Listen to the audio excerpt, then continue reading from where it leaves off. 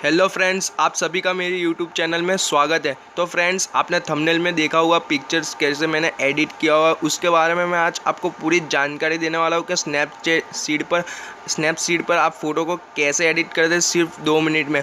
और गाइस, अगर आपको फ़ोटो एडिट करना है तो प्लीज़ वीडियो को फुल वॉच करना। और गाइस, आप अगर मेरी चैनल पर नए हो तो प्लीज़ सब्सक्राइब कर देना मेरी चैनल को, और साथ ही साथ बेल आइकन को प्रेस कर देना, ताकि ऐसे ही नए नए वीडियो के अपडेट आपको जल्द से जल्द मिलती रहे। और गाइस, अगर आपको वीडियो पसंद आया तो प्लीज़ लाइक कर देना।